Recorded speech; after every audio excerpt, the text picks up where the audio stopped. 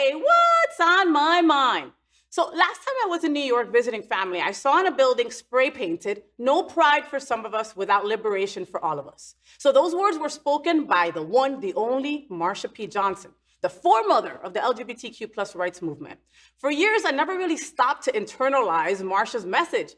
I regret it now, like for real. It shouldn't be news to anyone that conditions have gotten increasingly dire for much of the LGBTQ plus community over the last few years.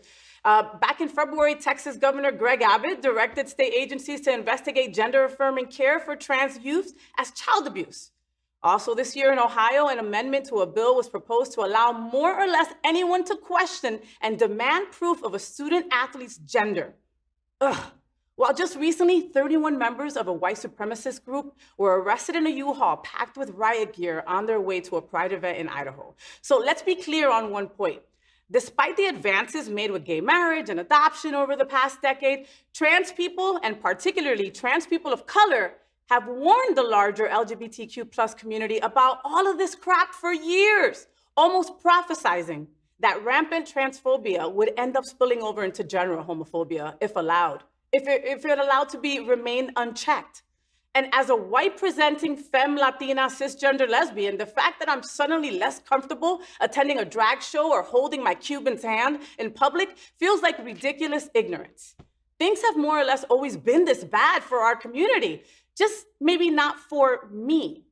My shame over allowing my privilege to hold me back from acting sooner in defense of my community is real. But to be honest, it's not structurally useful to anyone, including myself.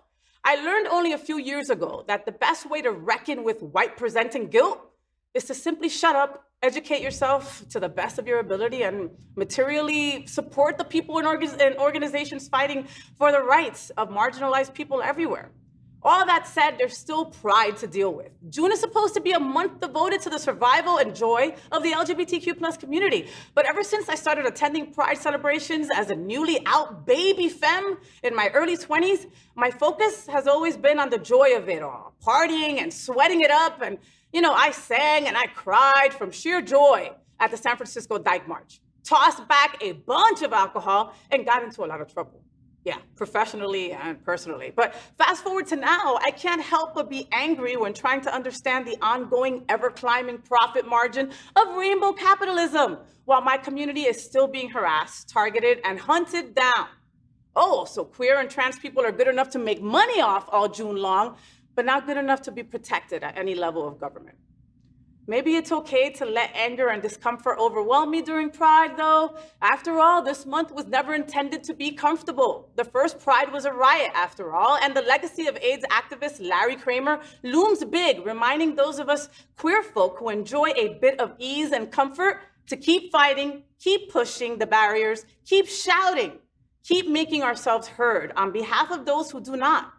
I may never feel fully comfortable at Pride events sponsored by a DoorDash or something like that, but is that the ultimate goal? Is that the point of Pride for people like me, to get cozy enough to forget its radical origins? Or should we be pooling our energy and our resources and our rage to protect the most marginalized members of our community? Not just when we're all under attack, but 100% of the time, like all the time. Now it's up to us, the inheritors of the powerful legacies of those who came before us, to do more. We've got to do more. So, did you enjoy the show? I know you did. So make sure to click subscribe so you won't miss any of the events, news, or interviews right here on the FayWhat's show. Ring the bell at the bottom of the screen, right there, so you'll be alerted every time we're live. You can also click on the Happening Out Television Network logo so you can see all of the shows on the most diverse LGBTQ plus media network. Find out just what we're doing to bring the L and the G together right here on the FayWhat's show. Get the week started with me.